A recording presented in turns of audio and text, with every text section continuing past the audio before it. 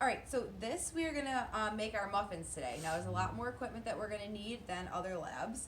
So I will get started on the equipment. So you're gonna need 3 sizes of a bowl. You're gonna need a bigger one, a medium sized one, and then a smaller one. The medium size and the smaller are kind of the same size, but make sure one of them's bigger. You're gonna need a liquid measuring cup. You're gonna need all your sizes of dry measuring cups. You're gonna need your measuring spoons. We're gonna do different mixing techniques in this lab, so you're gonna actually need a whisk. You're going to need a pastry blender. It's called a pastry blender. You're going to need a wooden spoon or plastic. You're going to need a rubber scraper. You're going to need a metal spoon, a straight edge spatula, and a butter knife. You're going to need all of these things for this lab. So, looking at the recipe, it says to preheat the oven to 375, which was already done. I did that for you. It says step 1. Mix all the liquid ingredients in mixing bowl number 3 and whisk together. So this mixing technique for mixing bowl number 1 is going to be the whisk. Then the next one says mix all the dry ingredients together in mixing bowl number 1 and stir with a wooden spoon. Then it says to spoon the dry ingredients a little at a time. Once all the dry ingredients are mixed into mixing bowl number 3, mix for about 1 minute with a wooden spoon. So we're going to make our liquid bowl be the biggest one, so mixing bowl number 3. Our medium-sized bowl is our dry ingredients, and then our smallest one is going to be mixing bowl number 2 for the topping. So I'm going to start with the bigger one and get our liquid ingredients in here. Calls for 3/4 cup of milk. So I've got my liquid measuring cup. I'm going to look for my 3/4 measurement on the side over here. I'm going to keep it at eye level, and I'm going to take the milk, and I'm going to come down and just measure all the way up to the 3/4 line. Here we go. Perfect. Making sure we're looking at eye level and we're not looking up above at the top at it. I'm going to take that and we're going to pour it into our mixing bowl. We're going to add 1/4 cup of vegetable oil. We're going to keep with the same liquid measuring cup and we're just going to get the oil. Calls for 1/4 cup, so I'm going to bend down. I'm going to look for the 1/4 cup. It's way down at the bottom, so I don't need too much. And I'm going to pour until my oil reaches that line. Perfect.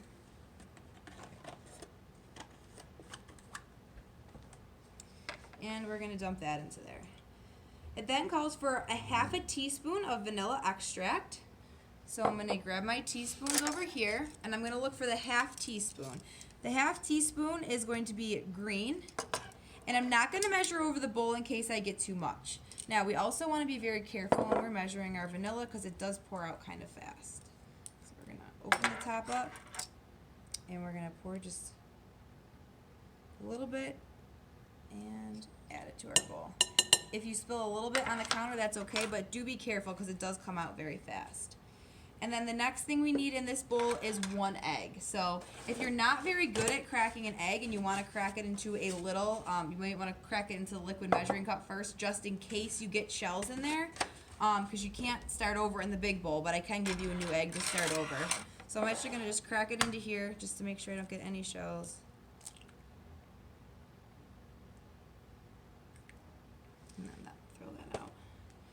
And then, perfect, no shells. All right, at this point, I'm going to start using a whisk.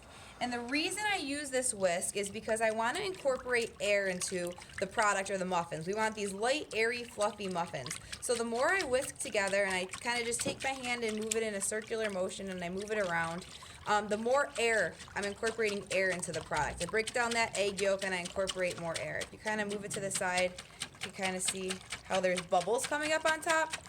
The more bubbles, the better. That's more air, and then that's going to make your product or your muffins rise, and that's going to make for a nice, light, airy, fluffy muffin. So I'm going to go through, kind of going up and down.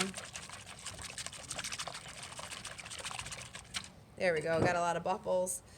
That is what it's supposed to look like. So that's mixing technique number 1 using the whisk. All right. Now we're going to move on to mixing bowl. That's actually mixing bowl number 3. This is mixing bowl number 1. This is going to be our dry ingredients. So I'm going to keep that over there, and I'm going to work on this one. So it calls for 2 cups of flour. So I'm going to grab my flour. I'm going to get my dry measuring cups. And I'm actually going to use my metal spoon, and I'm going to spoon the flour into the measuring cup so that I don't pack it down. If you put the measuring cup right into the flour, it packs it in there, and we don't want packed flour because that's actually too much. So I'm going to start spooning it in. I got 1, 2, 3, about, I'd say 4 spoonfuls. And then I'm going to take my straight edge spatula over the top of the container so any extra flour gets in the container, and I'm just going to level it off so that I make sure it's even. So I've got 1,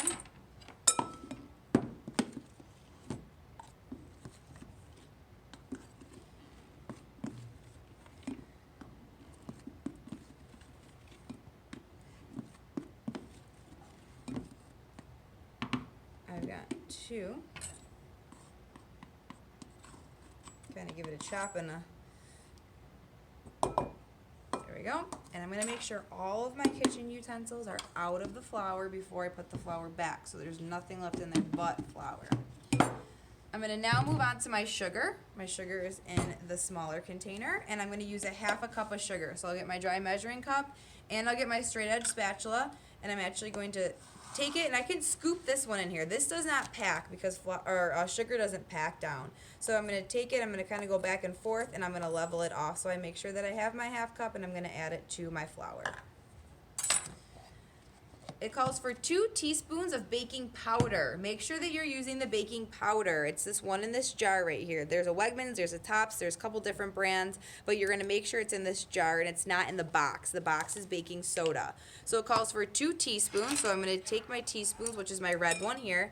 I'm going to put it right in, and then there's a metal lip right here, if you can see that. And I'm going to actually drag my measuring spoon over the top of the lip. So, I messed that one up. Over the top of the lip so that it evens it off. So there we go. Then I got a level. So it calls for what, 2, 1, and then I'm going to do it again, and I'm going to level it off like that so I don't get too much, and I'm going to go 2 because too much baking soda will taste gross. If you ever take baking powder or baking soda and you grab a dry measuring cup, you're always wrong. Okay? Anytime you see baking powder or soda, this is what you should be grabbing. You should be looking for the right measuring spoon, not the right measuring cup. This will taste gross. So gross. Never measuring cups, always measuring spoons. All right, next is salt. So I'm going to come over here. I'm going to grab my salt, making sure when I lift the tab up, it only comes to 90 degrees. Do not rip the tabs off, please. And then a 1/2 teaspoon of salt. 1/2 teaspoon right here. I'm not going to measure over the bowl just in case I get too much. And then I'm going to also take my straight edge and kind of level it off. And I'm going to add it. It then says to stir with a wooden spoon. So I have my wooden spoon here, or plastic in this case, it's all right. And you're just going to stir everything together so that it's all mixed together. So this is stirring. This bowl gets together with stirred. The next direction is to slowly take the dry ingredients and put them into the liquid ingredients. So we're going to do that slowly so that when we're stirring everything together, it's all even and we don't have these flour chunks. We also want to be careful that we don't overmix. So at this point, we have different utensils inside the bowls, but we're going to take the whisk out because we don't want the whisk to be inside that bowl at this point because the dough will stick to the whisk. And we're going to take the wooden spoon and we're going to just kind of maybe do 1/3 of it. Just pour about 1/3 inside of there, and we're going to stir together. And we're going to stir until we don't really see too much flour anymore. Kind of go around the sides. All right, good. And now we're going to take it, we're going to add a little bit more, and we're going to stir.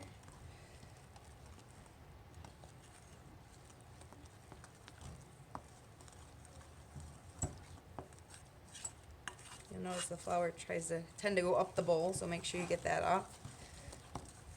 And I'm going to add the last amount.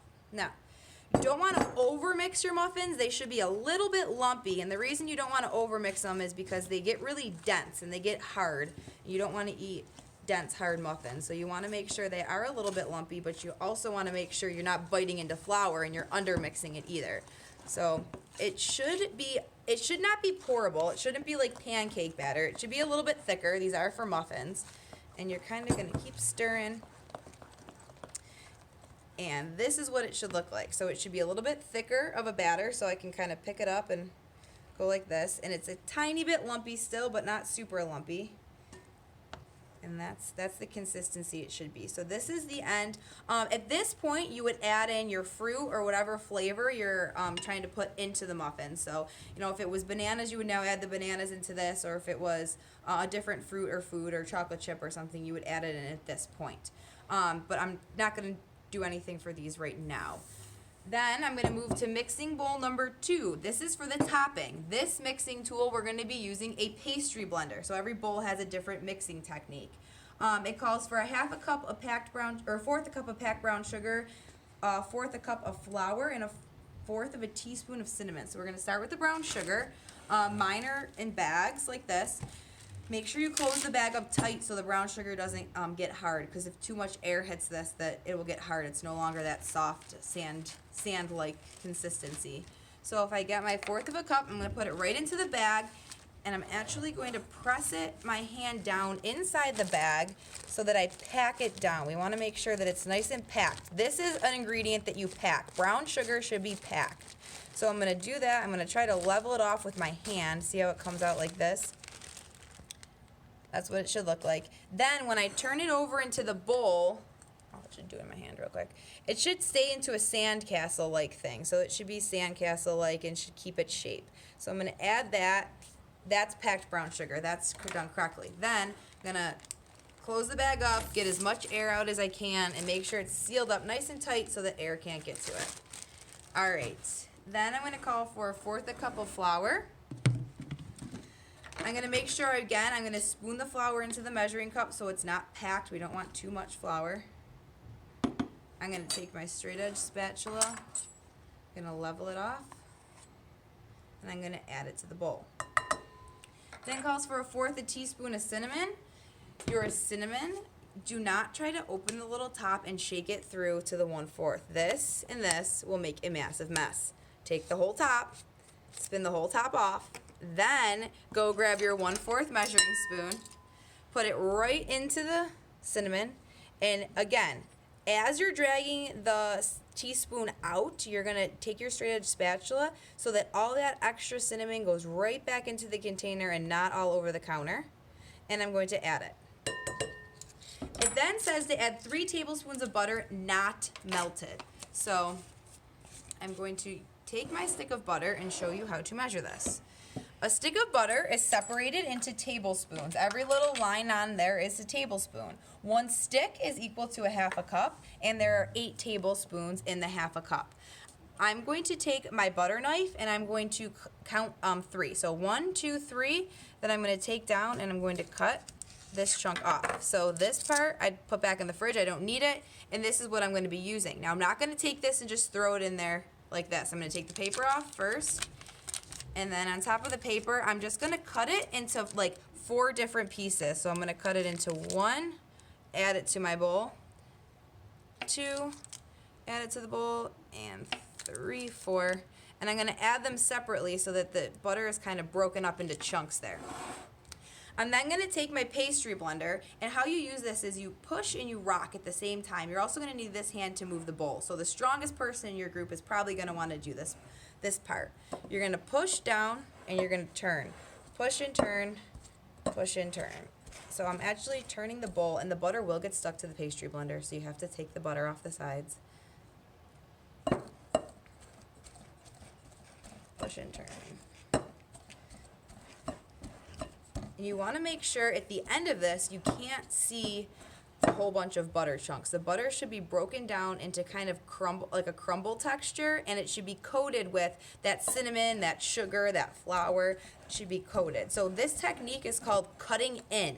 When you cut in, you take dry ingredients such as flour or sugar, and you cut it in or incorporate it into a fat. In our case, the fat is going to be butter, but the fat could be Crisco, it could be lard, it could be any fat, but we're going to use butter in this.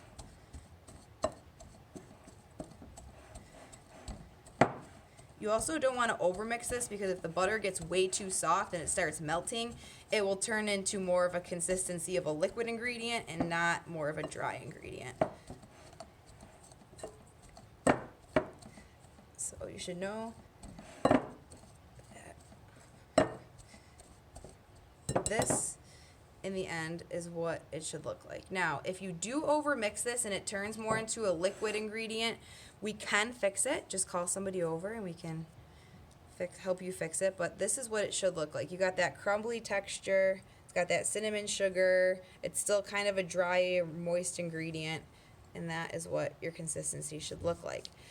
Now, at this point, we're going to add everything together into the muffin tins.